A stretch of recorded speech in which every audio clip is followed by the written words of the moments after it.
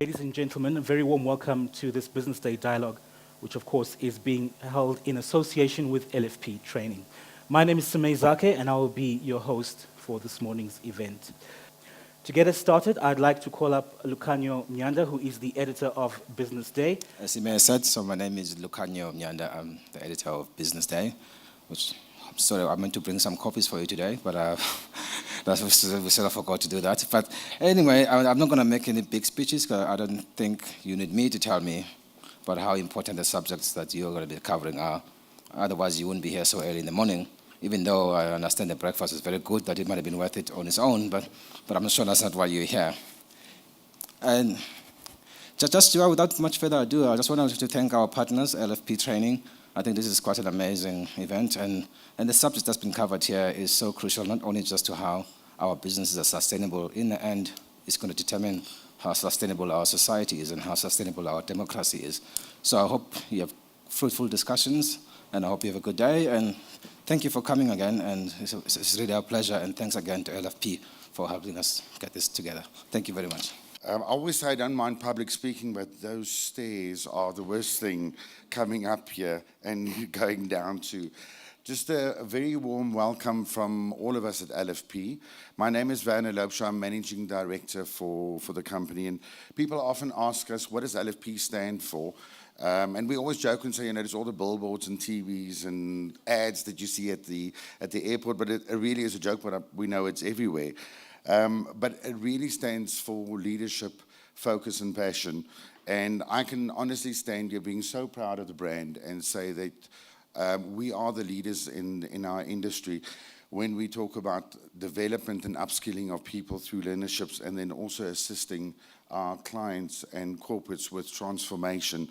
I think a large part of what makes us proud of what we're doing is the fact that there's a portion of our community, especially those living with disabilities, that we can literally see that we are transforming lives and assisting people that are desperately in need of some form of assistance.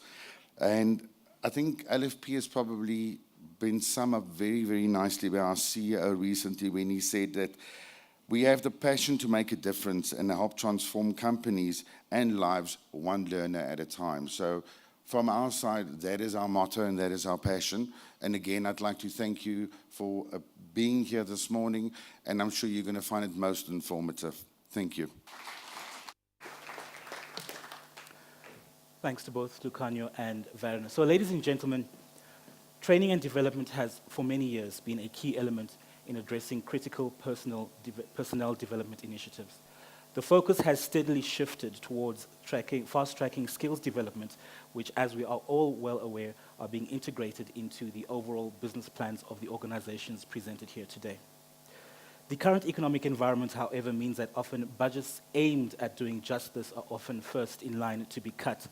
Nevertheless, strategies need to be continually initiated to harness knowledgeable workers as competitive resources for the new global economy and for world competitiveness. Our deliberations here today are aimed at discussing openly and rationally about the emerging challenges of the skills development strategy in South Africa, and at the same time highlight the importance of investing in our workforce. To help us set the scene for these discussions, I'd like to invite our first guest, who will be delivering this morning's keynote address. As former head of Sage One International, he oversaw the growth and development of Sage's cloud-based accounting and payroll solutions in Africa, Australia, Middle East, and Asia. Prior to that, he dedicated his 25-year career to Sage Pastel, the innovative business software company he co-founded in 1989. During this time, he held several management positions in the company, including financial director, chief operating officer, managing director, and head of Sage One AAMEA. He has played a central role in the company's growth from a startup to a part of the JSE-listed Softline Group, right up to its present incarnation as part of the Sage PLC Group, a FTSE 100 company. Ladies and gentlemen, Stephen Cohen. Thank you for the intro.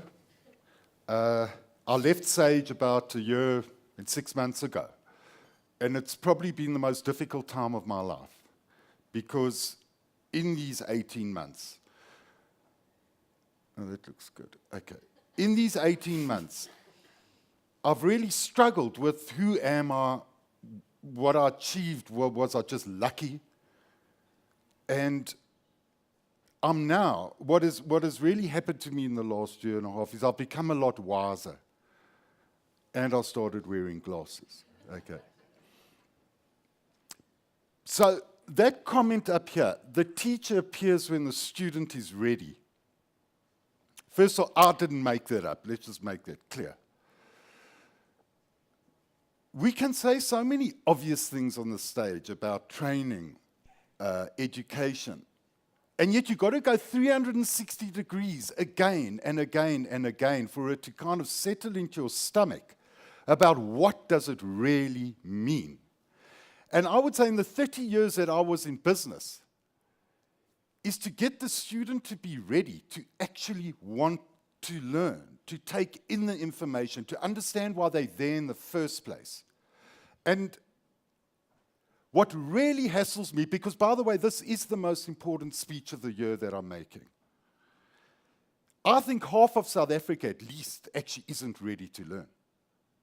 Because when I think about the dynamics and the issues facing South Africa at the moment, we are at such a critical juncture, and there's so much anger and so much blaming that it actually doesn't allow us to hear in the first place.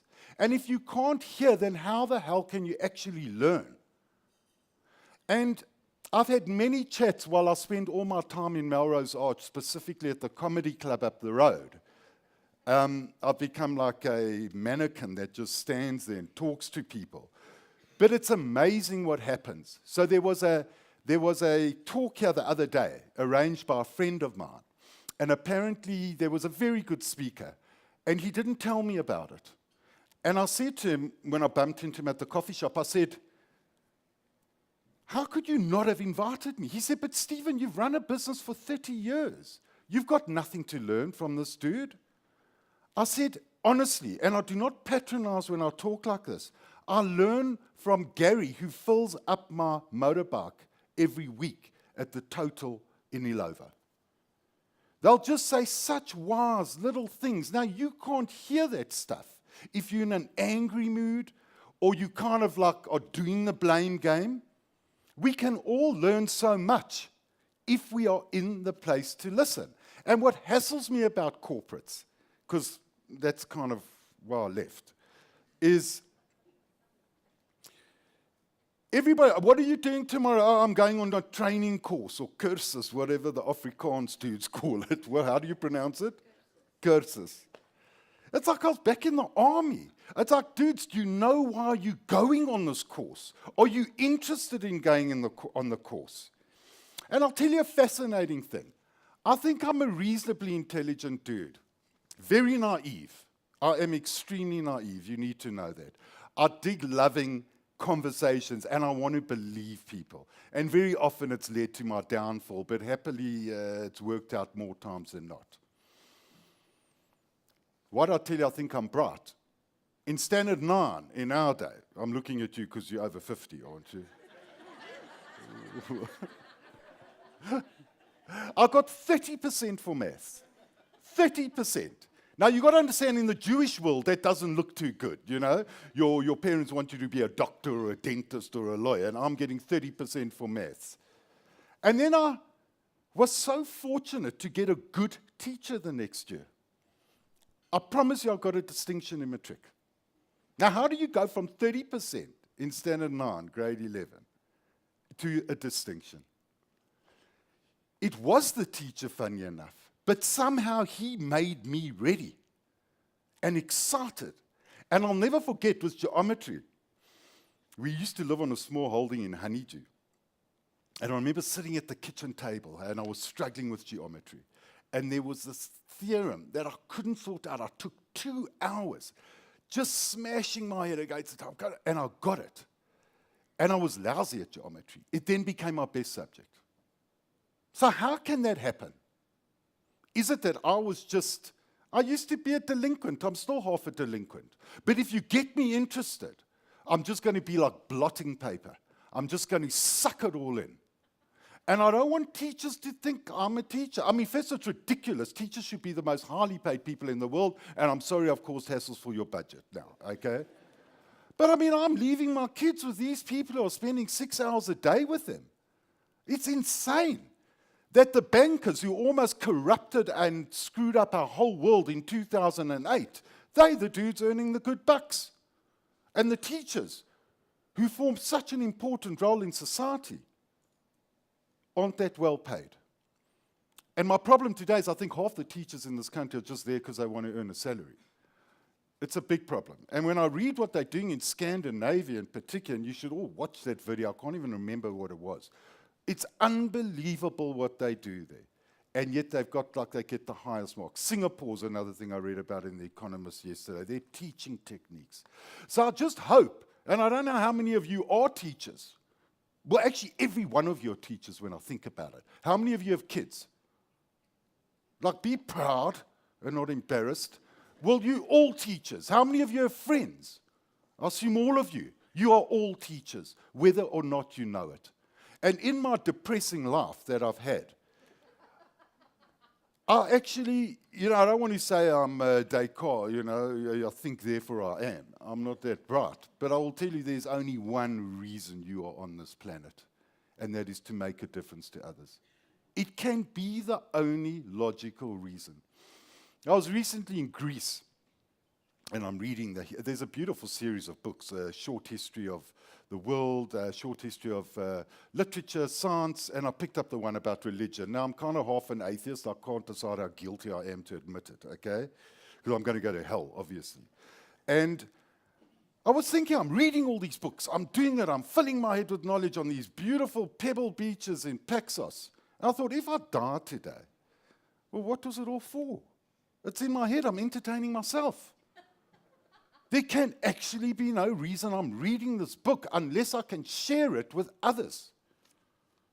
I mean, and when I say these things, I'm not just saying it. I've thought about it 1,000,000 times on my motorbike driving through Mozambique or wherever it is. It can be the only reason you're here. The gift that you live your kids. If you had to get knocked over by a bus today, would you be upset about it? Well, you won't be because you'll be dead. So who's going to have the issue? Your friends, your kids, your husband, all the people that you leave behind. And I think that we really need to let that sink in.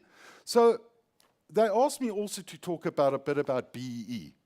Now, it's a hotly contested, debated topic because it's been done wrong. What do they call it? I don't know, there's so many names. It's the most important thing in the country at the moment. Absolutely the most important thing in the country. And my issue is that I've written a whole lot of stuff that I hope I remember. The people growing up today are like trees. So you're either going to see them, they look pretty, you shine the leaves, but their roots aren't cool. And the tree ends up falling over. So I think what is very often happening is that when kids grow up and go into business, working for all you guys, or maybe you guys are part of those kids. You not. Okay? You need to know that the education system in most instances has been substandard. You have to understand that. So how are you going to get the roots to be firmer in the soil? So it's almost like upside down in this country. We've got to do more education by the time people leave school. Because you have the opportunity to really strengthen people's roots. And in my time at Pastel, I used to give a lecture once a month to the staff. And whoever wanted to come could come. Now, Pastel is it's accounting software. And you know what I used to lecture on? What I'd read in the New Yorker, what I'd read in The Economist, what I'd read in the Business Day. I wasn't interested in work, actually. I wanted to change people's perception of how the world works. And I remember one of my famous topics, I lectured on nuclear energy, which I know nothing about, but it's amazing. Eh? Dudes who come out of matric. What is nuclear energy? Oh, well, it's the atom gives energy. No, I said all it's there is to heat water to turn a turbine that actually then uses electromagnetic stuff that we all learned in matric. And that's how it works. And it amazed me that dudes didn't know it. I'll tell you what amazed me more. I didn't know it until a year before. I just assume the atom explodes, and stuff happens. It's got nothing to do with that. Well, I mean, it does in a way, but it's to heat the water and cause steam. And I just thought there's so much simple stuff. But your responsibility here is absolutely critical, and you can have a gas doing it. That's what amazes me. I mean, imagine standing up in front of students and seeing their eyes come alight. I mean, there can be no better self-fulfillment than that. And that's why I used to do lecturing for money, and I think I was good at it because I have a difficulty understanding. So I can relate to people. I know what their struggles are because I went through the same stuff. Once I grasp the concept, then I'm quite good at expanding it from there.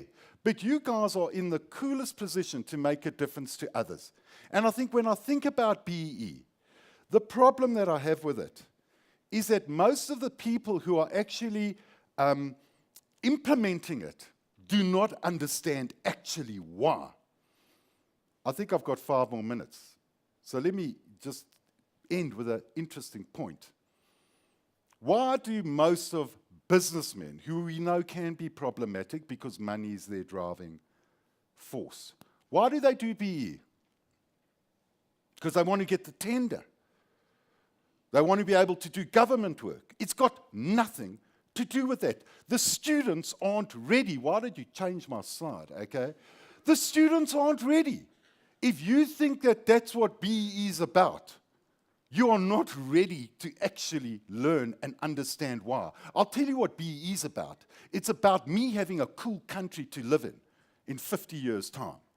It's about your children having a cool country to live in 50 years' time. And unfortunately, it's been so distorted in the way that it's been practiced that there is such now a bad connotation about it. And particularly business, I believe, are the only entities that are going to get it right.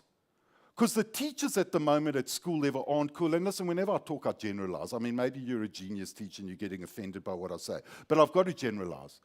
So business has just a massive role to play. And let's not be greedy. It's not about the tender. It's about getting this country to be better. And I think that if that sinks in, your demeanor and the way, your foundation in which you teach will change. And something that I wrote here that is so critical is if I look at the last 30 years of my business career, one of my hardest things was hiring the good people.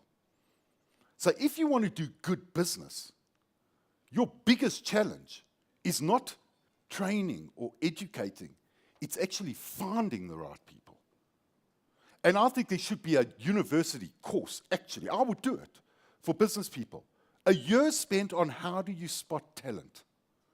Because you need to know when is the plant actually sick and when is it worth nurturing.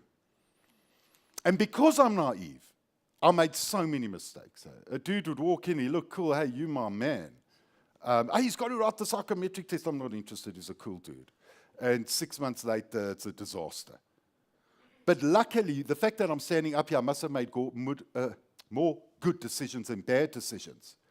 But I was thinking that if I can track the success of our business, I can pinpoint the people who came in and changed my business. Now, if it is so important, then obviously I asked myself the question, were they good already, or did I make them better? I think there was a seed that they had good ethics and good morals, and that's why one of the questions I ask them most these days is when somebody says, that person's brilliant, I said, tell me about their parents. Because I said, he's got an MBA and this and that. I said, but those are the leaves on the tree, but I want to know about the roots. What were their parents like? How come they actually are good people? And the hardest thing in business now is, when do you make that call about this is a person worth training? So don't get lost in the BE numbers, the scorecards. I mean, I know they're important. It's an outcome story. Start long before that and think about how you're going to nurture and grow your organization. Look, I think those are very important points. It's a hard thing in business to hire good people. I swear, when I look back, it was the changing force to my business. And remember, technology, programmers. And that's why I said the MBAs and all that stuff are not important to me. are always hired for ethics and a person's willingness to learn. Unfortunately, you know what often my best employers were? Insecure overachievers. They're insecure, they always want to please. It's like, you know, when you've got that child, they're the best child. Mom, what can I do? Can I help you? But often they end up being screw-ups in their later life because they're so insecure. So, you know, you've got to take that risk as well. You want to make them feel secure. In fact, it's a tragedy that my best employees were insecure overachievers because it's not healthy. I can take advantage of that. I can manipulate it. But it's a big issue. I would rather them tell me, Stephen, I'm healthy, I'm confident. You think I did a bad job? I didn't. It's your insecurity that makes you think I'm doing a bad job. And that's the stuff that you oaks have to deal with. You are so important. This speech is the most important speech in South Africa at the moment because I want to know whether the 40 million people in this country, or whatever the hell it is, whether they are ready to learn what actually growing a cool country is about. Thank you very much. When you quoted that stat of half of South Africa not ready to learn is rather worrying. But I think with the right teachers, as you've said, we can all get distinctions. Generalizing. All right. So ladies and gentlemen, ensuring that a country's workforce acquires the required and relevant mix and level of knowledge and skills is something that we need to obviously address. It's going to necessitate continued and steadfast commitment to the concept of training and development. To help us unpack that, I want to call up our next panel of guests who are going to help us discuss the issues and some of the challenges within skills development. I'd first like to call up Dominic Kalbape. He is from Cohesion Collective. Dominic, if you could make your way up to the stage, please. Dominic is a renowned author as well as a dynamic speaker in the fields of personal empowerment, leadership, and people dynamics, where he shares practical, proven strategies in unlocking personal and team potential to achieve tangible results. He has experience within the HR field, having worked for major corporate companies such as Unilever and South African breweries. Next up is Thabo Mashaba. He is Group Chief Empowerment and Transformation Officer at Alexander Forbes. If you could make your way to the stage. He joined Alexander Forbes in 2012 as Group Chief Human Resources Officer. He was responsible for conceptualizing and executing the Group Human Resources Strategy and is currently, as I mentioned, Group Chief Empowerment and Transformation Officer. Also joining us is Catherine Wijnberg, Director and Founder of Fetola. She's a seasoned entrepreneur and has years of experience across a range of sectors. She has dedicated the past 10 years to helping small and growing businesses succeed using a holistic, people-first philosophy. Many of her innovative methodologies have, by the way, been adopted as benchmark best practice in South Africa. And last but not least, Nora Munyai, Head of Training and Development at Imperial Logistics. Nora joined Imperial in November 2016, and her portfolio includes facilitating learning and development strategy in the group, as well as empowering all employees to optimize their own career and learning aspirations. So I want to start off by looking at the amendment to the Skills Development Act, which has had far-reaching consequences, obviously, for the training institutions, employees, as well as the companies that employ them. If you factor in the broad-based Black Economic Point requirements, then one could possibly argue that training becomes a compliance and a numbers game instead of a mechanism used to address the skills gap that we need to drive competitiveness. Your response, let's start with you. Unfortunately, in some spheres of our work, it has become that, to Stephen's point earlier on, that some of the corporations are looking at skills development to endpoints for BEE, to get business, obviously. What it is and what the objective of BEE is, specifically the financial services sector, what it is that it can do for our business, specifically linking into employment equity. We came from a background where we have less skilled people than the industry or organizations need, and skills development was there to facilitate the acquiring of those skills so that we can have people that are educated, are skilled for us to absorb in their organizations. And that's where skills development comes in. So we seem to have lost that objective. If we look at it, we look at the scorecard at the moment, that is what most organizations are chasing, the percentage that is there. the spend that is there so that we can be able to acquire more opportunities. However, I think if we can step back and actually look at how do we make it purposeful, how do we make that skills development purposeful, what are the problems, what are the challenges, what are the pains that the organization is experiencing, what are the goals that we want to achieve, and then align those categories, those strategies to what the organization intends to achieve, and also address career aspirations, then there will definitely be a different shift. Yeah. Absolutely. Fantastic. So for me, I'd like to take a step back.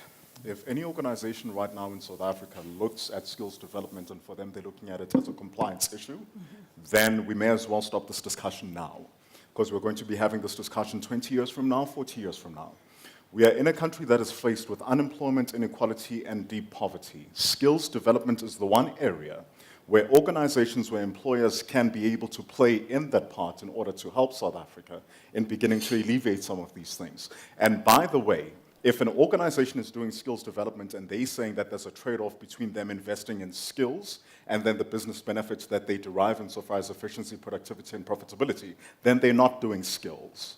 Because part of your skills development should 100% speak to and benefit your business imperative. I think it's such an important point that everyone's made. The danger is when, I think I've lost my mic. Yeah. The danger is when the legislation sets such a high bar that attention is focused just on that. The reality is, if one's going to create a healthy future, there needs to be a balance between three components. One is the person. Do I see you? Do I understand you? Am I meeting your growth needs? The second is the business. Am I enabling the business to grow? Because if the business isn't growing and surviving, there is no employment. And the last thing should be the legislation. The danger is when you make the legislation so onerous, everything focuses on that. The anxiety becomes all on the tick box. And that is a rather big burden, the legislation, I mean. I think it's a huge burden, and I think I'm not from the corporate sector, but my understanding from conversations with my colleagues here, it is a huge challenge, yes. Nora, would you like to add to that? Is it on? Go for it. Okay, so it is definitely a big challenge at the moment. You can look at different organizations who are struggling financially, economically at the moment. So how do we make sure that rand, we can stretch it in a way that we are able to address skills development within the organization? We also address our business imperatives. Most organizations are restructuring at the moment. Yeah. But I think if we step back, can you hear me? Okay. So I think if we step back and look at what development is really about, it's as critical as a staff member receiving that salary at the end of the month. So it talks to productivity, it talks to performance, it talks to the business growing. So how do we make sure that we use legislation as an opportunity to be able to help us grow our organizations and also grow South Africa?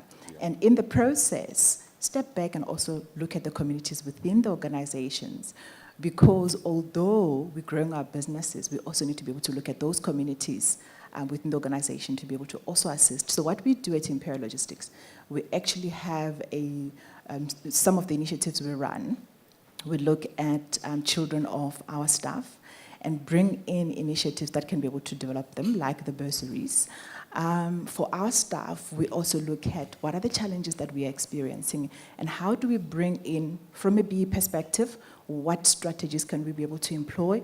So it could be a learnership, it could be a tertiary education.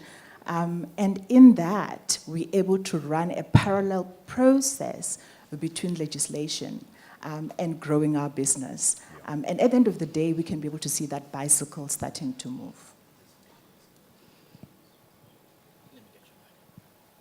So I'd like to follow on by asking, so year in, year out, as organizations, we're spending quite a considerable sum on these training and development programs.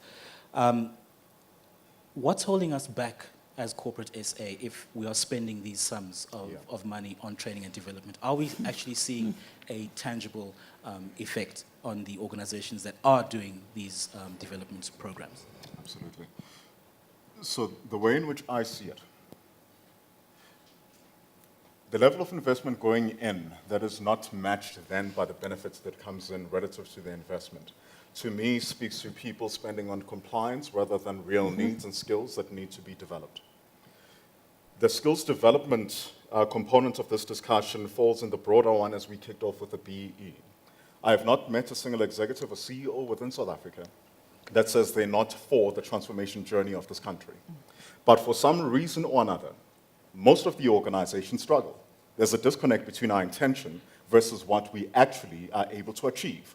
So I come from a school of thought that says, judge a tree by the fruit that it bears. And when I look at the fruits that I look around within corporate South Africa, yes, we talk the talk, yes, we're politically correct, but we actually don't believe in doing the investment. Hence, why you'll see huge amounts of money supposedly that's going towards skills development, but not necessarily translating in these skills that are contributing towards the growth.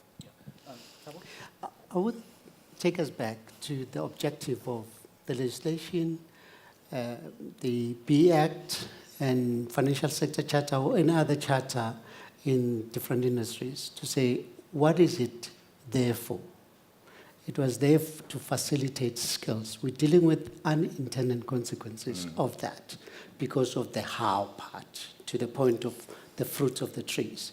Because we all rush into it and wanting to comply and wanting to end points, forgetting to do a diagnostic as to what the organization needs, how far do we go in terms of growing the skills of the organization to be ready for the future, and how do we do that? That's where the mismatch happens, because we rush into it, and at the end, we spend so much money, the little that we have, given all these circumstances we have in industry, but we don't have the fruits that we thought we were plowing. Catherine, let me get your thoughts from an entrepreneur's perspective. I think there's two gaps.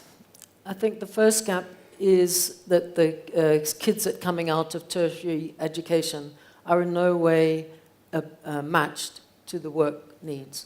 There's a huge gap with, and I'd see the difference between international graduates that come out as interns and our local South African interns. So there's already a gap between your education level and what's needed in the business. And then the second gap is the growth gap between somebody coming in as a junior or as an intern and what you actually need to be efficient and effective in a business. And in a small business, people are even more important than in a large business, because small business is all about the people. Our investment in people is far higher than it is in capital. And if you just have a team of 10 people and your one good person leaves, your business suffers. Or the same thing, if you have 10 people and one person is causing trouble, it's a huge issue. So the need to have really effective growth of people in small businesses is much greater, and there's generally less money to throw. You can't just throw money at the problem. And so the requirement to be really efficient and effective, and as I said, to really see you and to understand, I want to grow you, what is it that you want to do and matching that need it's even greater. It's important at a corporate level, but the burden and the expectation is much higher the smaller the business. Yeah. So the target for skills development has increased dramatically. And is there any sense of how corporate South Africa is doing in achieving some of these targets? So in terms of achieving, I think what we currently do as an organization is to make sure that although we cannot drive the 6%, we can afford to drive the 6%, we can be able to look at internal targets that will be able to help us transform. So how do we make it fit for purpose? How do we make it transformational? And in that, it helps us to be able to drive our initiatives. So we look at the scorecard as a whole, and then we also zoom in. So I'm responsible for skills development, for example. Then we zoom in and say what types of strategic initiatives we can be able to drive. to be able to ensure that we can be able to stretch that one buck that we've got, given the economic challenges that we're facing. And we find that through that process it helps. So some of the initiatives that we drive, we look at disability. It's one of the areas that requires attention. At this point in time, we have been able to provide development to about 237 learners. We also run initiatives for our employed staff, but again, it has to be fit for purpose. It can't be just about driving the target, it must also be about driving the business objectives. Thabo, would you like to add to that? I think we're making a mistake sometimes in the way we drive it, in a sense that we're looking at giving skills to people who have already got some kind of skills or some kind of education. So the way we run it, and maybe many other organizations do the same thing, is that we run learnerships, internships, we send people to executive development programs and so forth. And little is done to coach a person to acquire a skill. We're still on education as opposed to be in a skill set kind of a mission to acquire. Because if you run a learnership, you take interns, for instance. Those guys are graduates, maybe recently graduate or graduated a while ago. What do? You craft a learnership for them, you put them back into school. Instead of saying, what is it that you can learn in a job that you can sell yourself for the future? And we don't hone into those. Yeah, I absolutely agree with you. I think that this thing of trying to, that gap that I said between your junior and a senior, that's about skills transfer. That's about mentorship. Yes. And that in the new regulations is virtually ignored. Yes. And yet that's actually where growth happens. Yeah. Because you all know that you can learn something in university, Yep. and you come to the workplace and just, sorry, buddy, that's pointless. Put it to one side. Yeah. Now you need to really learn the game. And yet the legislation as it sits only points to formal skills training, learnerships and internships, which frankly for most people are just a waste. It's a waste of the 2 years. The learning that takes place in those things is very minimal. Just to add on that, in the tools that we have and the promotion we have for PE, for financial codes, I would place more emphasis in incentivizing that part, the coaching and mentorship part, definitely. not the learning, Yeah. acquiring a particular qualification. Absolutely. Specifically in senior management. Senior management, all of us are learned. Yeah. You've been to Harvard, you've done your MBA. Yeah.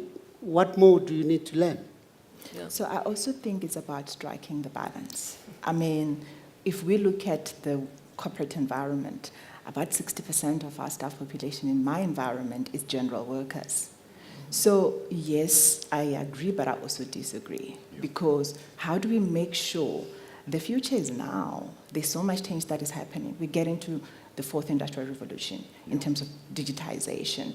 Are we really capacitating, even on a qualification and technical level, where yes, mentoring and coaching is required, but are we providing that capability so that we are also future ready? Or would we be retrenching them because actually they are not ready, and then now we need to hire a workforce that is future ready? So I think it's about striking the balance. Okay. Dominic's dying to say something. So I'd say even when we're doing the training, we need to begin to step back and look at our focus. Because this is the trap that we're going to run into. If we're just focusing on the lower level operational skills and never bother actually developing our technicians, developing our artisans, to eventually become the production manager, to eventually become the sourcing unit director, to eventually become the vice president of the supply chain, essentially 20 years from now we'll be sitting there and saying from a management control perspective, we just can't find any good talent in order to manage the organizations. And so our approach is very important. Because if our approach is very much just in that core skill operational space, what we're actually doing is we're building perpetual servants rather than people that can eventually run and shape and influence and build their own businesses and companies. I think one of the other criticisms would be that a lot of these programs and initiatives are aimed at the upper level of the organization. So you tend to find the executives being sent on these training programs. Do you think that's a fair criticism? I would say so. Because those ones, okay, so take a Harvard education, for instance, and some of the executives we see that you find them having 2 or 3 MBAs, but from different institutions. Yeah. It becomes a beautiful thing in your CV, forgetting as to what it is that the objective should be for your learning, and what are you acquiring when you come back that you can impart in your organization to help your organization to transform as well. One of the things that really bothers me is this burden that corporate South Africa is expected to take, and that is the burden between the poor school, primary, high school, and tertiary education. And then there's suddenly this expectation that corporate South Africa will bridge that gap. I just think that's wrong. And it's a struggle enough in this economy just to make a business that can survive and can make a profit. So I really think that there needs to be, maybe corporate South Africa needs to have more of a say in what happens at education level, because that needs to be fixed. Really, I don't think that we can be expected to bear the burden of a really bad education system. So there has to be pushback to say, listen, guys, you need to do your job. We'll do our job. We'll help the people to grow and give them skills and give them mentoring in the workplace. But heavens, we can't reach back and rescue somebody that got bad primary school education. Yeah. And I think, so yes, to a point, there could be a focus in terms of executive development or senior practice to functional enterprise level. But I do think that there is a lot more effort on youth development initiatives in terms of it could be people who need who's coming in with metric and requires a qualification into the system when they come into the system and workplace experience. Then it would be the interns in terms of people with diplomas and degrees. So I do think that there is also a bit of effort that is being made to be able to capacitate those. But more work is done because they come into the environment and they're actually not ready. Yep. So there's a lot of mentoring, coaching, Yeah. because they come in and they're very overwhelmed about the workforce. Yes. So it steps back to how are we empowering or preparing in our community? Because, I mean, I look back in my childhood and some of the people that helped or mentored while I'm still in that journey. And then I find different people in my life, also given to Steve's conversation. So at the end of the day, there is a process that we need to go through as South African, our community, but at the same time, how do we ensure that by the time it gets to corporate, our kids are actually able and not as overwhelmed and entitled sometimes to be able to come in and start working. So, sorry, you want to add? No, I was just going to echo that to say, in the framework we have on skills development and BE, there is a provision for that. Are we all taking advantage of that provision to do exactly what she's talking about? Dominic? Yeah. So the thought that I had was that we also need to begin to be honest about the current state of affairs in corporate South Africa. If we don't start engaging the belief systems within our organizations, if we don't start engaging consciously how it is that we change the culture of the organization, our efforts will fail. What do I mean by this? So we talk skills, we talk qualifications. Right now in South Africa, and I'm pretty certain that if you even thought of your environment and your organizations, there are white South Africans with a matric that are managing black South Africans with MBAs. But when we come to promotion discussions, no, these are the professionals that need perpetual training before they can be ready in order to take up positions of management. And so when I say that we need to begin to challenge some of these belief systems, it's our beliefs of the presumed competence and the presumed incompetence. People are going to get educated, but when they get into organizations, they then don't have the kind of access that enables them to grow. So a business partner of mine we went into an organization last week, and with this organization, we do some work with executives around equality, diversity, and inclusion, and how do we challenge companies to really ensure that their environment enables skills development and BEE and transformation. So we met this one guy, elderly Jewish male. I had a conversation with him, really brief, 30 seconds, we did introductions. He then met my business partner, who's also a Jewish male. Because they had a commonality, those bras chatted for about 10 minutes. So where are your parents from and which school did you go to? Now, in that moment, for me, it became very clear. Had we been in that organization, not as service providers, but coming in as peers, who now need to grow within this organization, my business partner was going to be my manager in the next 3 years. not because he's more skilled than me, not because he's smarter than me, but because now he's got access to a sponsor within the organization. And so we need to do it quite holistically. If you just stick to skills and you stick to qualifications, believe me, you'll have very highly qualified technicians and artisans who we say are never ready to manage and grow and influence anything within our organization. That's a really interesting point. I mean, I kind of see it as matching a culture of the organization. So transformation is also about transforming the culture. Yeah. And that takes time, you know, and that's not easy. And it doesn't happen through skills development. I agree.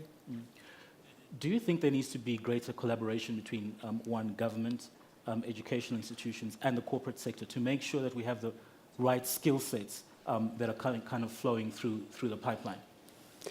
I think there are efforts that are being made in that space because organizations do influence universities, and some of the organization representatives go to universities for dialogues, for shaping their curricula, and you would see as well the government doing the same thing.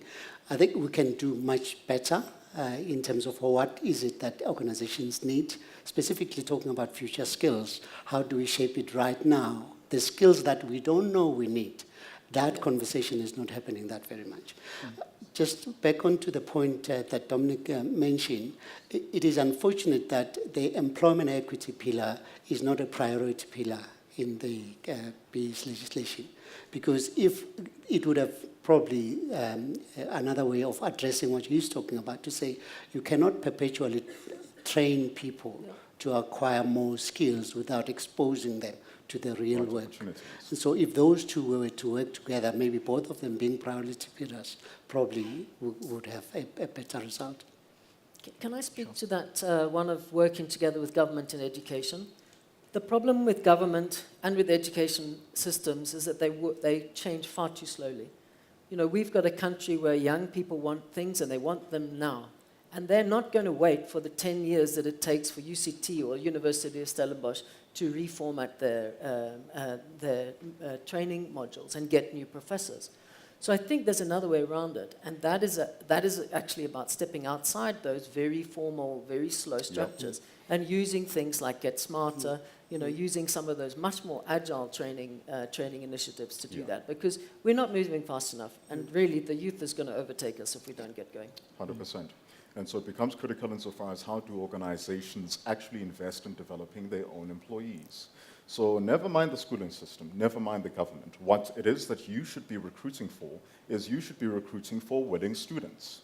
So let's make this clear. Unless you're getting in a specialist field like being a doctor or a surgeon or a CA or a pilot, unless you're a specialist, you actually do not need a degree. I can teach you how to be a salesperson. I can teach you how to be a marketer. I can teach you how to do human resources. And therefore, that we need to start thinking very differently insofar as what's this caliber of individual that we're wanting to bring in, and where do we have artificial barriers, rather, that are too high versus the roles that we can actually train them for and for them to be effective in. Okay. So, Quickly. going back to your point, employment equity and skills development are actually sisters, if I could put it that way, because if you are addressing employment equity, it becomes much easier to also address skills development, just going back to your point. So that's something that I think as Corporate South Africa we need to urgently do something about, because it will make it easier to drive. But in terms of collaboration, I still think collaboration is needed, because we also have challenges in terms of funding. So yes, from a practical perspective, from a customization in terms of development that needs to address business objectives, yes, definitely. However, from a funding perspective as well, we need to be able to sit in those, to be able to influence. Currently, there is a percentage that goes to SARS that comes back through the CETAs. Are we having enough access to that funding? So collaboration will make it easier for us to be able to address some of those issues.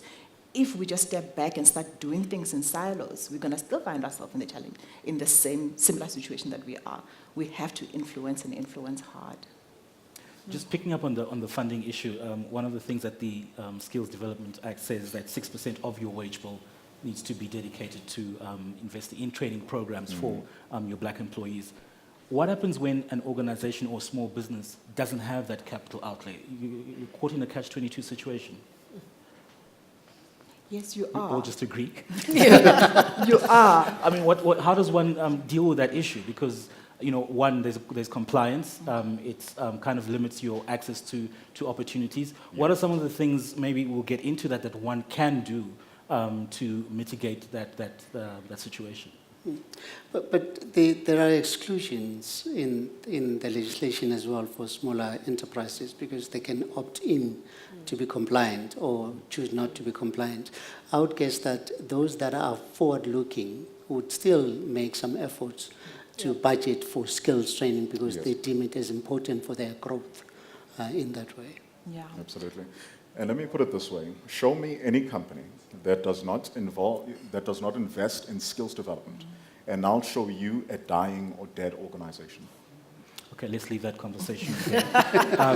So, But just one Right. thing to highlight. So there are also opportunities for funding Right. that I think people can be able to tap into. And that's why it's important to have your BE advisors or skills development advisors that can be able to help you to look at tax incentives or certain programs which could come on a monthly basis or come when the program is initiated or program is ended, discretionary grants, mandatory grants because of the percentage that goes to the CETA. So there are opportunities for funding that one can be able to look at. But again, to Dominic's point, we cannot be able to address productivity, performance, economic growth without skills development. all right, so the challenges are many, and we won't get through all of them today. There's a limited range of program offerings when it comes to skills development, shortage of suitably qualified trainers to carry out the programs, development of the various curricula. But let's shift focus to some of the things that one can do despite all of that.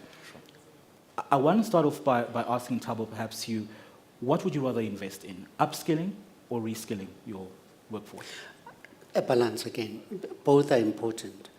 Upskilling in terms of where you're going in your organization from a strategic point of view, and reskilling because the world changes, and now we talk about artificial intelligence, robotics, and you have good people that were okay and relevant in your past organizational needs, but will not be relevant in your future organizational needs. There you need to reskill those individuals instead of laying them out of your organization. So I would strike a balance on both. Nora, do you agree? Definitely agree. I think to add on that, it's also just to ensure that the youth development model is aligned to our business imperative. So when they come in, the programs we put them on, and also transitioning them into absorption or permanent opportunities is another thing that we can be able to definitely do better. Ladies and gentlemen, at this time I'd like to open the floor for any questions. There will be a roving mic. I think I have one of them here. If you can just take it through. I've got a gentleman here and one right at the back. And while those mics come through to you, I want to ask, when would the right time be to implement a skills development program, do you think? Particularly, maybe let's look at it from a small business perspective. Yeah. So I think in a small business environment, the reality is that there isn't the money to throw at the problem. So in a small business, it's really important to be very outcomes based, and to put in place plans that meet the individual needs of the business. So for example, what we train and what we do in our organization, what we train for other people, is really making sure that you have meaningful conversations with each individual, understanding what their growth expectations are. So really taking it on a personal level and saying, what is it where would you like to be in 2-3 years' time? And let's look at the gap there. And then making a personalized program like that. So I think it starts very, very early on. As soon as a business is settled, a small business is settled and is looking to a future growth. It's never too early, let's put it like that. Yeah, your perspective, Tom? Starting way back into maybe not even graduates, offering bursaries for communities, that's where it really starts. If you have done your work to shape the curricula at universities perhaps, and maybe influencing schools to have subjects that are relevant to where we're going in the future of industries, I think that is a better way of starting other than catching it late. because you catch it late, those people, or rather the students or communities are already socialized in a different way of a different conversation, which then becomes hard to change the conversation and for the future as well, on the skills that we're looking for. Can I just jump in here? It's one of the things that's very obvious to me when growing small businesses and growing enterprises is that one of the problems with South African education is that it's very formulaic. You go to school to learn the answers to matric. And heaven forbid that you would put in a conversation that was some way outside of those parameters. And yet, as an entrepreneur, you can't succeed like that. Entrepreneurship is all about agile thinking. It's all about thinking in 360 degrees at the same time. It's thinking on your feet. And in actual fact, the same kind of things that one needs in corporate leadership. Yep. And yet we don't teach that. We tend to teach A plus B in a very linear fashion. So if we're really to change the focus of society in South Africa and get people that are accountable and that really want to step into the circle and lead in any environment, we need to change the way that we teach right the way from the beginning. This kind of paternalistic, linear outcomes method just isn't working for us anymore. In the modern age, it's got to move on. Let's take a question. Your name and your question, please, sir. My name is Sibusiso.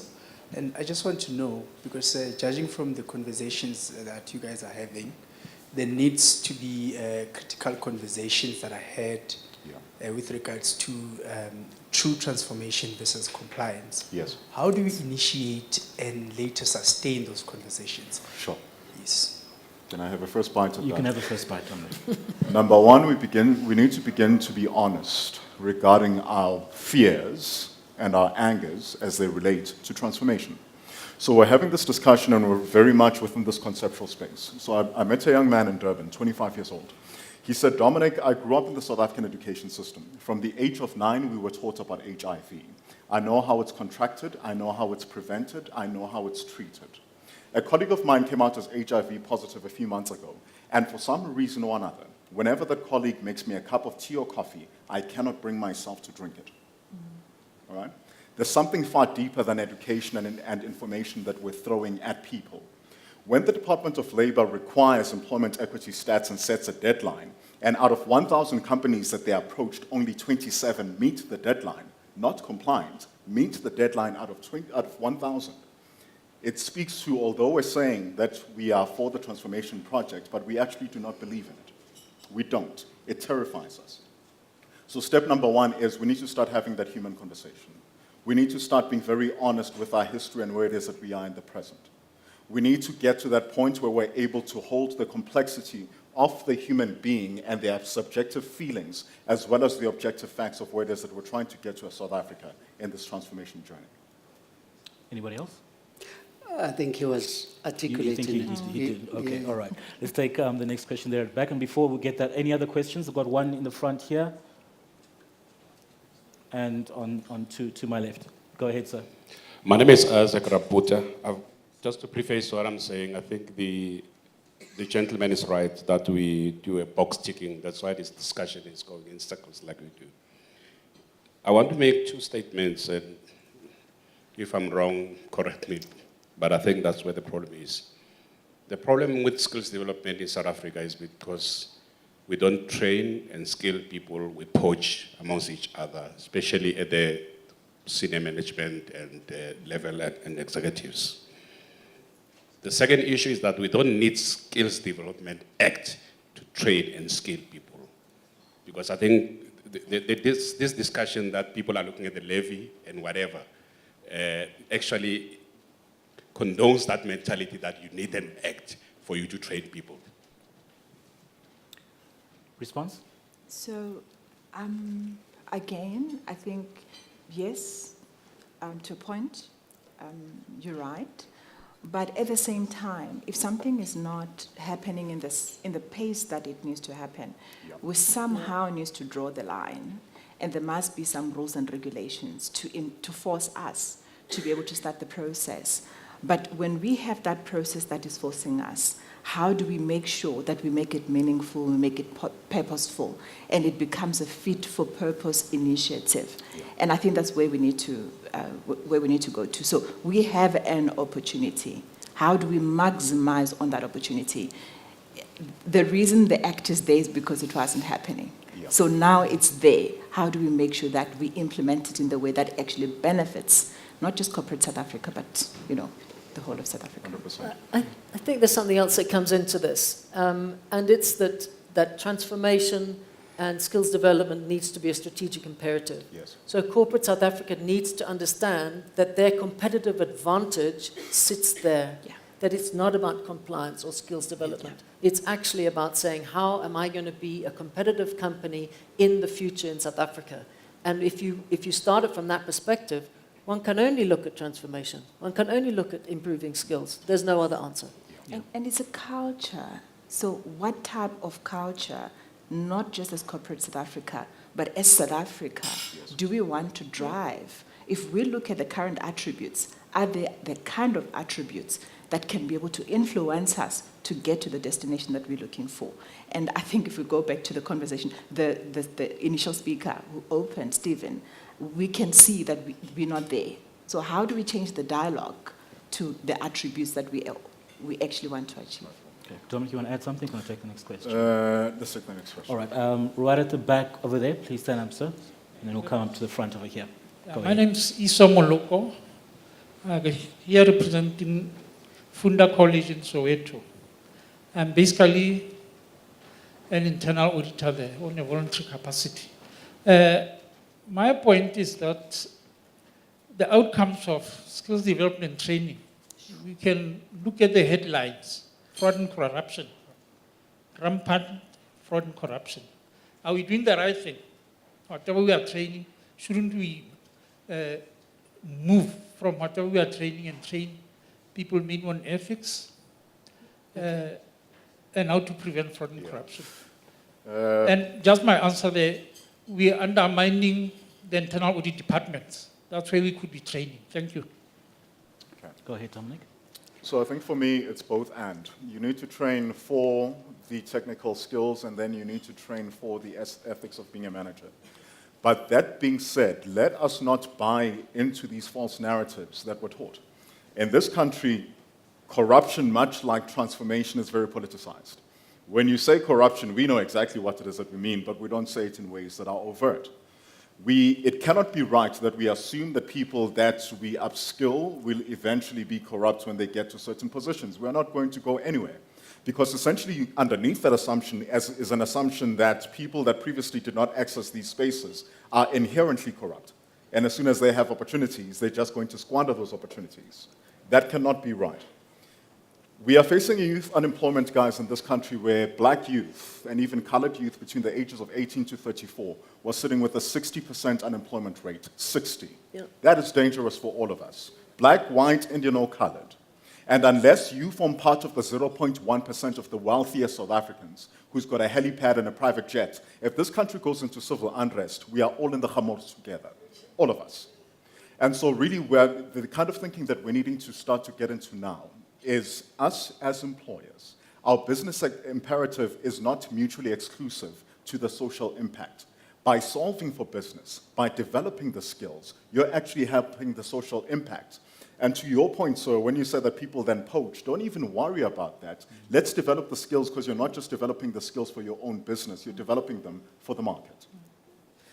So Dominic, there's something actually worries me even more, and that is that so many youth have pieces of paper that are really worth nothing. Sure. And I think that we're doing such a disservice by letting young people believe that when they get their certificate, whether it's matric or a diploma or even a university degree, that it's going to be of value in the workplace. There is such a disconnect between what's coming out and what the skills that they have with a piece of paper and what I and other employers need. It's just, we're in a different world. And the problem is that we keep on raising the expectations of these poor youth that have gone through that, only for them to be disappointed. And that is the danger. That is one of the biggest dangers. As part of the 60% unemployed are people with certificates that are not valued in the workplace, because they don't have the skills that the workplace needs. I don't know if we can teach ethics, because ethics has got to do with values as well, and sometimes it's circumstantial. So are we really talking about the root cause of that, that then we see that people are not ethical? I would think that we have to look at the root cause of ethics. Like, for instance, poverty can be the root cause of ethics. Having nothing can lead you to do other things that are not ethical. So those are the root causes that we have to deal with first. And there are other issues, specifically from a values point of view, as to how we bring up our children, how do we teach them at home, that then make them better people in the future. And I think that's definitely the conversation that we need to, the dialogue that we need to continuously have, and the awareness, because training cannot solve everything. No. So just because you're empowering with so much information is not going to shift the problem that we have. Then how do we dig deeper to understand what is the problem, and then what is then the best solution that we can be able to employ? Let's take your question, please, sir. Sanbonani, good afternoon. My name is Vezibiela. I'm coming from an organization called National Professional Tertiary Cooperative. So it's a cooperative in a juristic capacity. In South Africa, we're very good in talking, but lacking in implementing. We've got good policies, but needs to be translated into action.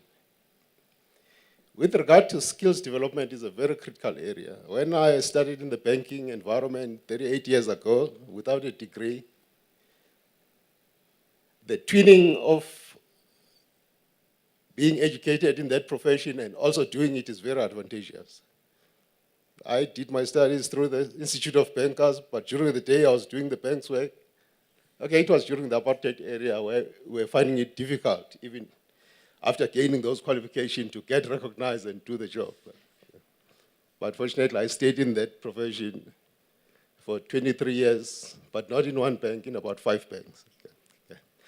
I've been out of the banking sector for the past 15 years, but commercial banking sector. I'm in the cooperative banking sector now, where there's a real need to train the people to understand banking, especially business banking. The government has laid the framework where we can establish township-based and rural-based cooperative banks which can focus on the SMMEs. We know how difficult it is as an SMME to deal with a commercial bank. I know it as a banker myself. I know it as a business person myself now.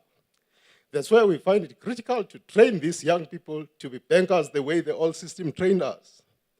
But what is good, when we train them in that skill, with those banks in place, they are able to translate their skills into action because that's where they are needed. Maybe the corporates do not need them, they train them just for the sake of ticking the box. But in SMME, we need them for putting them into use. So it's not a question, but I'm just talking to you two guys. Maybe you are still in corporates, I'm no longer in that jail, but your experience can help us in the SME. How can the two, SMMEs and the corporates, help each other being guided by these principles in the Act, but we put it into action because there are skills we need which are seated with you corporates, but we need them in the SMMEs. When you retrench those people, we need them in the SMMEs. All right, thank you for that. Catherine, I'm going to ask you to respond to that, but can I just see by a show of hands how many more questions we have? Got that gentleman over there, one to my right. Okay, quite a few questions, and the lady there. All right, let's get So I'll Catherine's very response. quickly respond Yeah. to that. I completely agree with you. Thank you for making that comment. And in fact, before we came on stage, Nora and I had exactly that conversation to say, as a small business growth specialist, I can learn from her best practice. Yes. And so we already have created a collaboration like that. And my role is to share it with people like you. So let's speak after this. Sir? So I believe I've got to get into the shot. Hi, morning. My name is Greg Carolyn, Managing Partner for Decision Process International Africa. So I come out of a banking background like my friend over here. And one of the questions that I have is, what is, I don't want to call it corporate South Africa, but business South Africa lost in the old ways of how we did things in terms of training people internally for the future strategy of the organization? What in the last 22 years, 28 years, 30 years has changed where business is not looking at Where do we want to be as a competitive organization, the skills we need, and therefore becoming the training ground.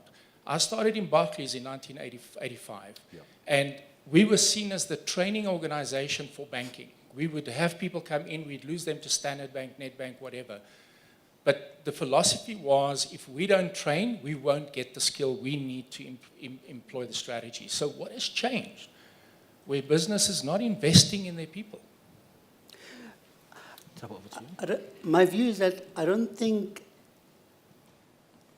there has been a change or non-commitment in business to train people. I think what has changed is the world has changed.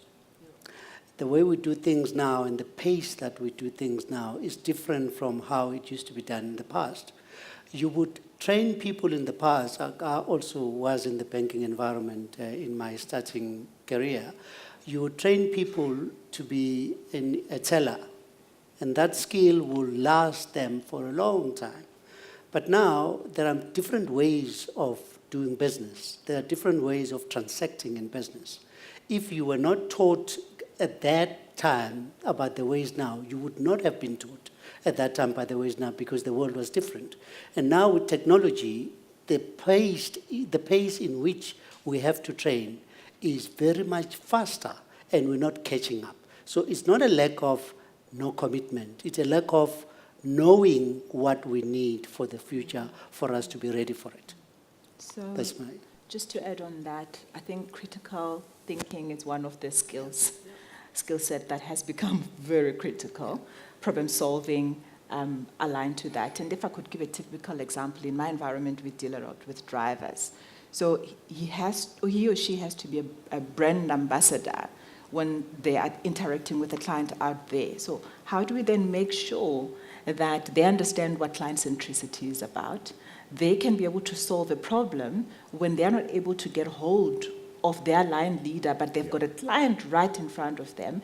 They're able to communicate in the layperson way or layman's term way that they're still able to represent the business.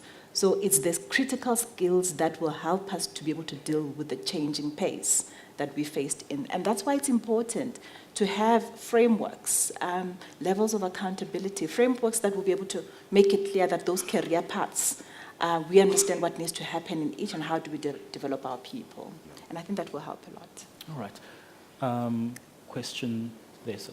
Thank you. My name is Christo. I run a media and marketing company, but I also sit on the ward committee, and which reports to the city council. And my responsibilities there is infrastructure and social services, which has to deal with job creation, focusing on the young people. My question to the panelists is, how do you engage the National Development Plan? Because that's a framework for us. It's a blueprint that says, these are the skills we need in this country in 2030. So how do you engage the National Development Plan? And secondly, how do you also engage the National Skills Development Strategy, which sits with the SETAs?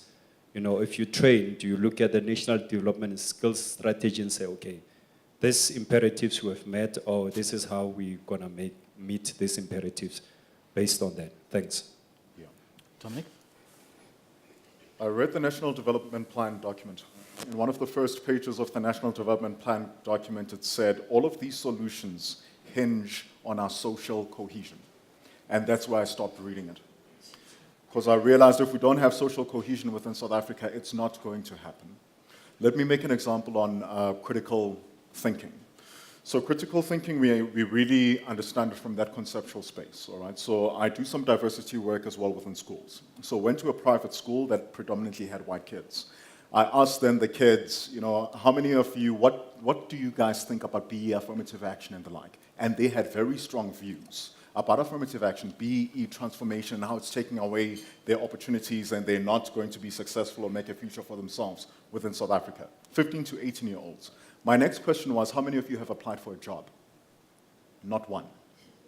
Not one of them, but all very clear in their opinions in how these policies are taking away from their opportunities. So now that's the subjective bit of the human being. Back at the ranch, objectively, in 2017 and 2018 in South Africa, of all the new people that came in as first-time entrants to the labor market, 52% of them were white in the past 2 years. If you look at the promotions that happened in the past 2 years, of 54% of the promotions that happened were white people that were promoted within it. But there's the subjective fear that says the National Development Plan, the transformation journey, is taking away from opportunities. And so if we don't have social cohesion, the aligning with the educational institutions, providing the programs, doing the learnerships, that's the easy stuff. If we don't understand the broader picture that we're driving towards, the NDP is literally a document that none of us will be able to achieve. And I think it's key to be involved. So the CETAs, in most cases, especially these days, they are actually creating platforms where they want to understand what are those gaps that need to be addressed. Are we really present there to actually make those shifts? And are we holding each other accountable to make sure that those things happen? So I think if we're not, then it becomes a challenge. But those opportunities are there. I mean, with TITA, they actually had a session on the 29th where they wanted to understand, but it's also about holding them accountable to make sure that whatever we're committing to, that we've identified, actually happens. All right.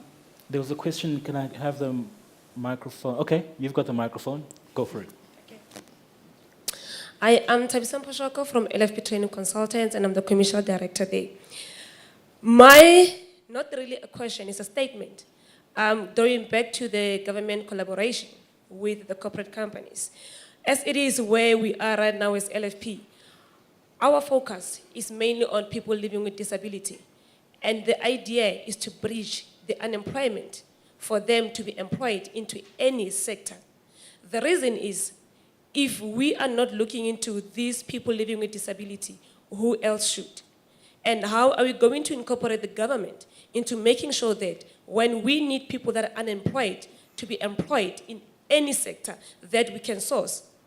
Now, going back to what the other gentleman said at the back, he mentioned something about knowing how to implement. The big question is, everybody talks about BEE, everybody talks about transformation and compliance. The key note is why. You need to understand why you are going through the BEE and you want to transform. Then it goes back to, why are you transforming these people? Are we transforming these people just for them to be transformed so as we can tick the box? Or are we transforming so as in 3 years to come today, we meet the very same people that we transformed, sitting in a high position in any company? Or are we doing it so as we can be known as the company who is transforming people?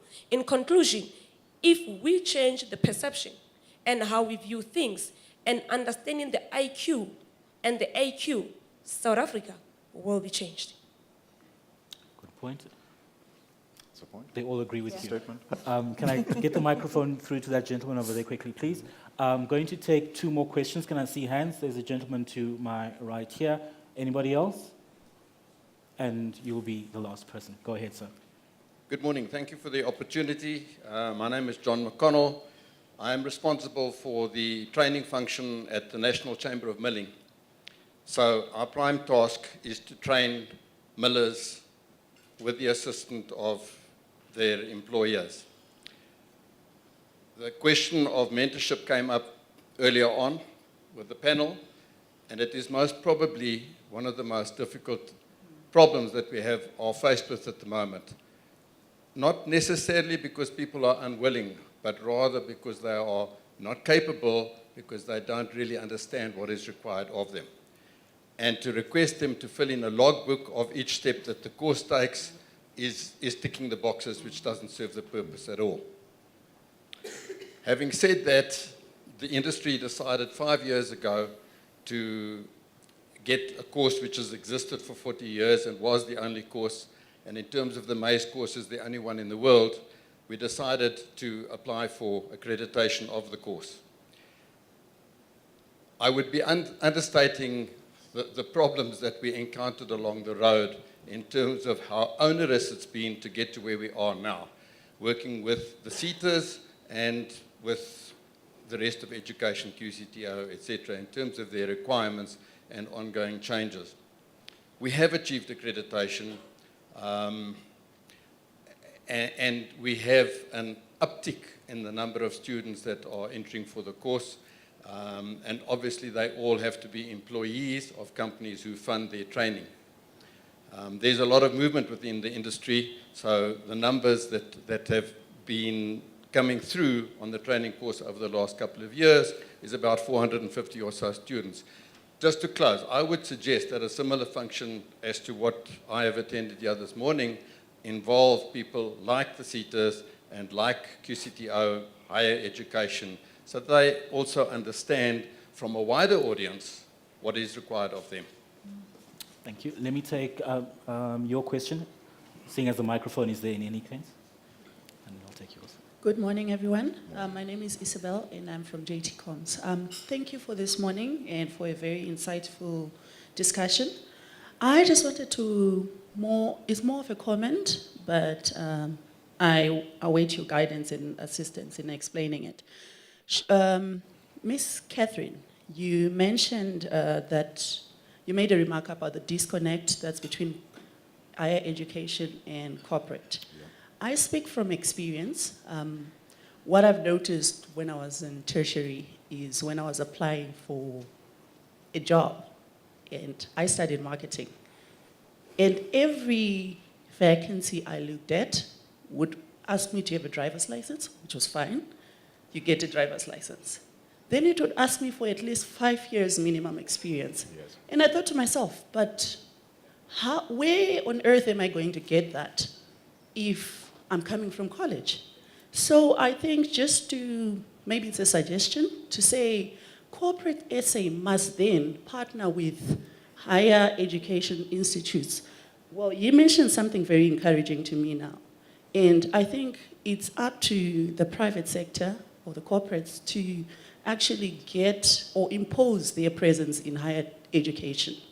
Get in there, partner, and absorb these students, because I'm willing to bet that the 60% that are sitting at home with their papers, it's not because they were misled with their degrees. It's a passion it's a journey that they pursued because they want to genuinely be in that field. But they don't have the opportunity because they lack experience. So where is corporate playing its part to make sure that the people get the experience? Can I respond to that? You can Thank you. respond You're speaking to something dear to my heart. I might start jumping up and down just now.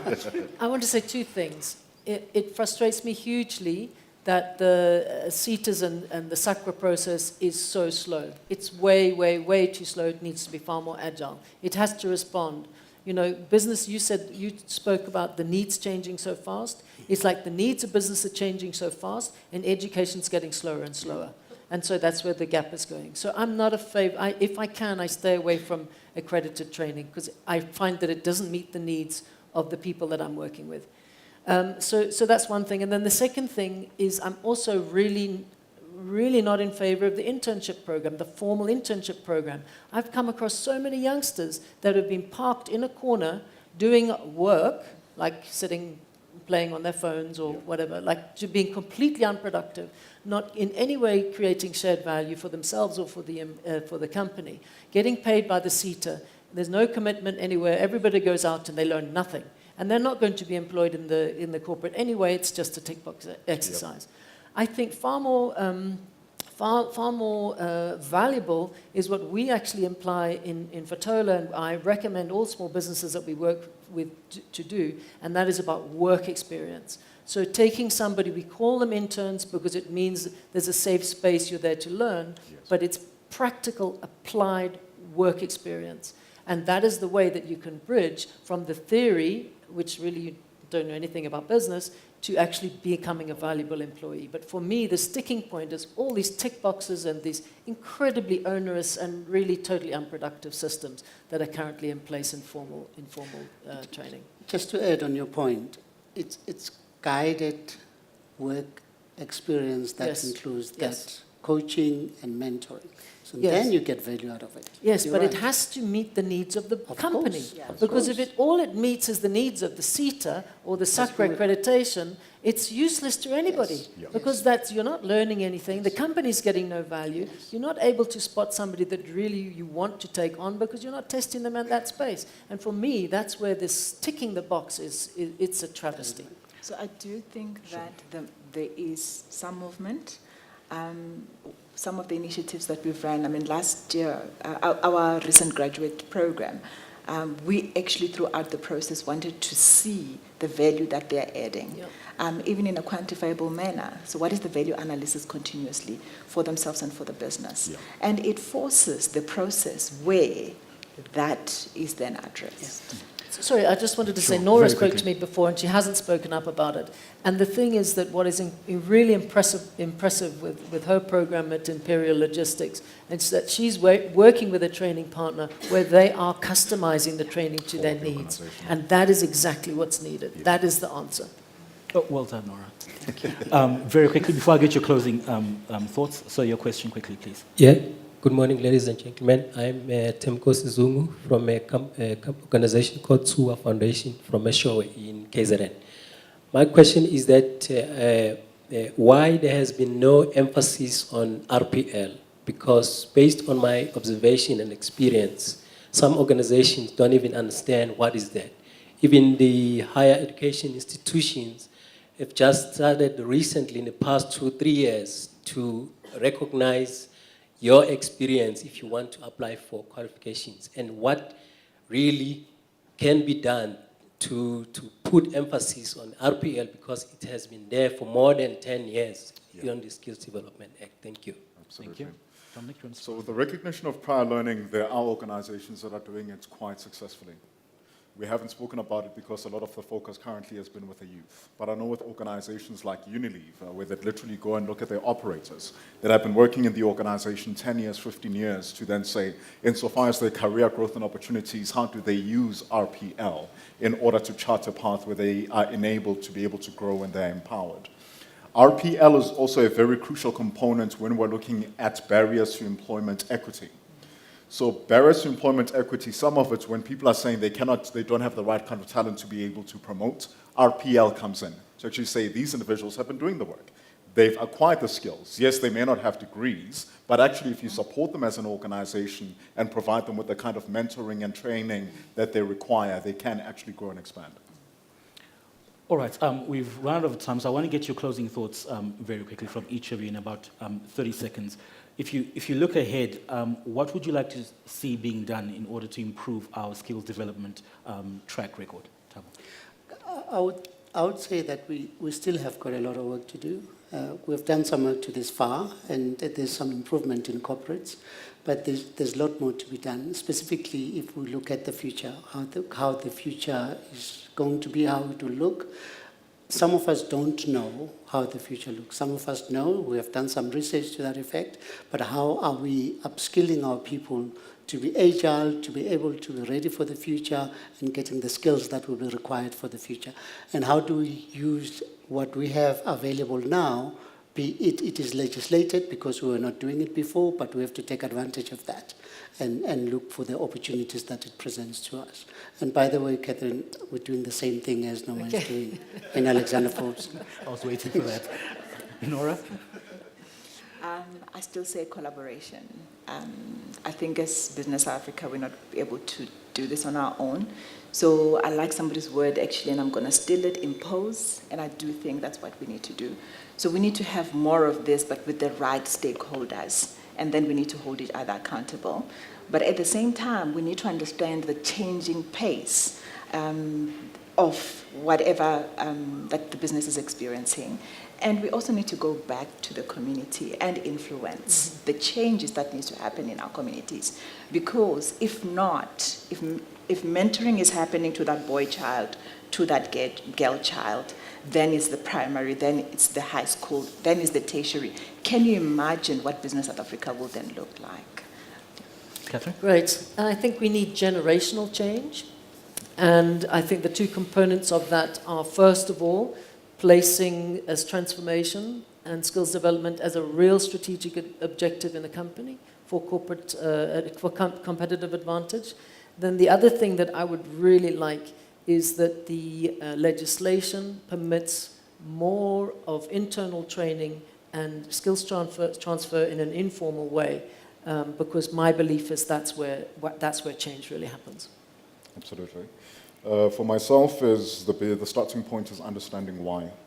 Why are we doing this thing and what it is that we're trying to achieve? If we are not invested in the skills development of this country, if we are not invested in creating employment, if we are not invested in decreasing the inequality that we see today, if that's not our greater why that we're driving for, the skills development will not come into being.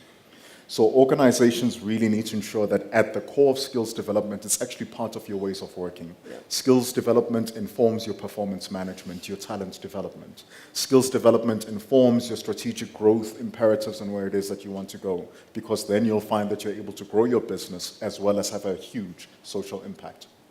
Good place to leave it. So ladies and gentlemen, that's where we leave it. As you can see, a lot of issues, a lot of wide-ranging views on how to tackle them. I do believe with the right partners, we can address all of those and improve our skills development track record. That's where we're going to leave things for today. A very big thank you once again to LFP for hosting this business dialogue. And thank you for coming. Have a good morning. Cool. Great. Thank you.